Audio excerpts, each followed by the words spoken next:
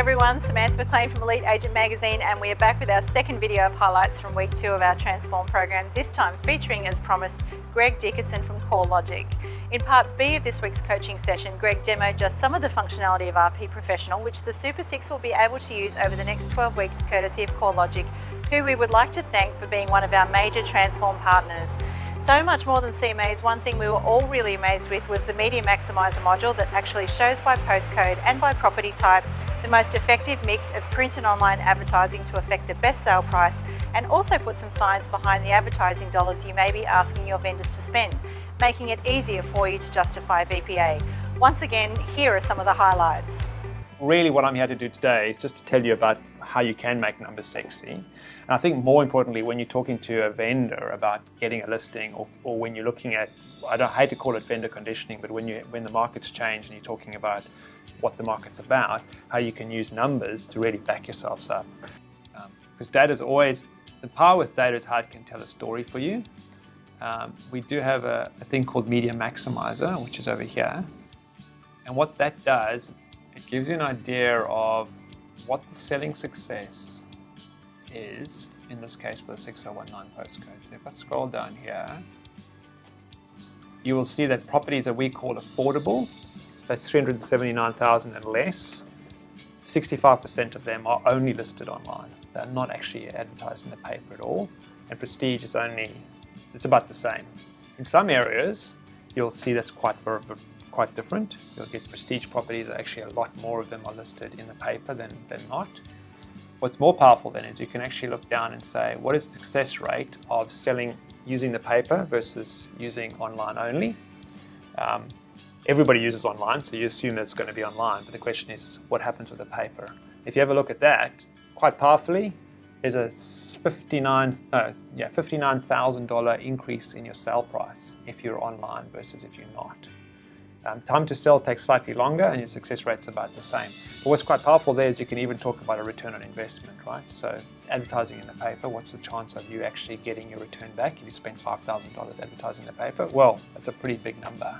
Let's take a step back and talk about a data collection, right? So we get data from all the different portals, and we get data from almost every paper out there, and we key every aspect of the data. So not only the fact that it's listed, is it a color advert? Whereabouts in the paper is the advert? So is it middle, back, front? What's the price? And as a result, we don't just get the fact that the property is listed, we get the fact that the property is listed in this paper first and then appeared online, and this is what's happened to the price change. So we can tell how quickly it's changed in price, how long it's been on the market, and what media has been used. And then what we do is we put that into different buckets. And we say in this postcode, these properties were only done online. These properties were done in the paper. These are done in both.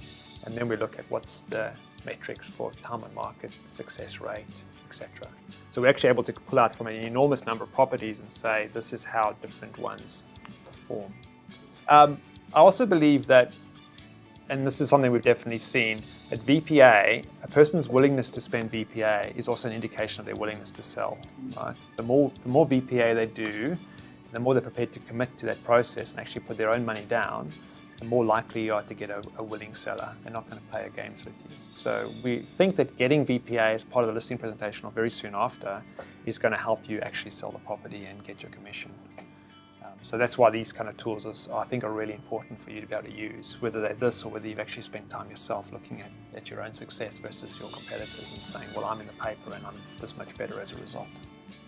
What we are doing though, and this is what I'm extremely excited about, is that our ability to help you target buyers and sellers inside Facebook has really taken a quantum shift in the last year.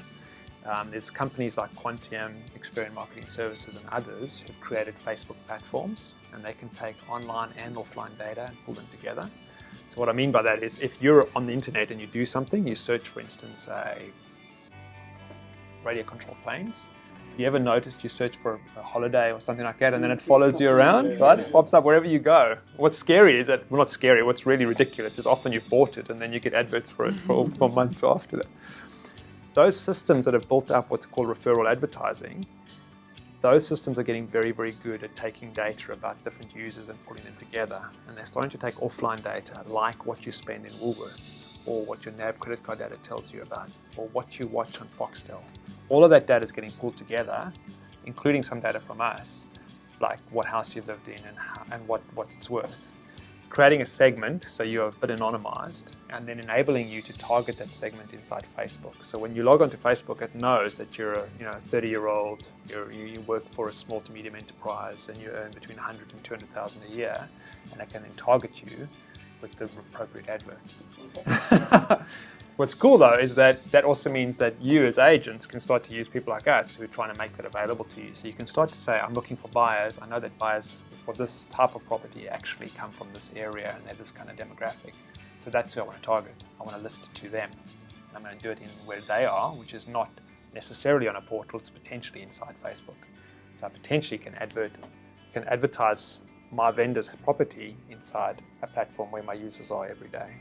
It's pretty exciting. And that, I think, is where the world's going to start to shift. And it means that the whole idea that online and offline data are two separate pools is no longer the case. What you do online and what you do offline is starting to become merged into a single world. We're going to make some of that available to you shortly. We haven't delivered it as a product yet.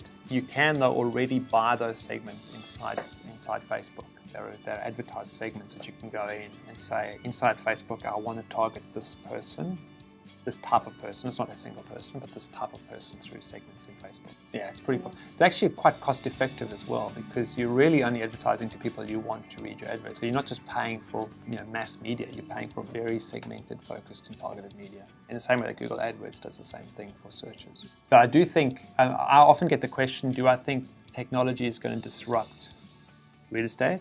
And the answer is yes. Does it mean that the real estate agent's job is going to disappear? No, because I think what's going to disrupt the real estate agent is another real estate agent who's just much better at using technology.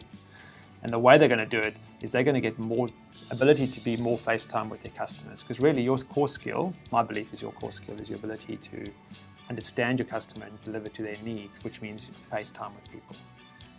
So you really want technology to make you more efficient, more able to target the right people, find them and then work with them, right? Rather than muck around with prospecting that doesn't work, or chasing up leads of people who've gone through your open home but they're really not buyers. You want to be able to qualify who you're talking to and then really have that good relationship with them.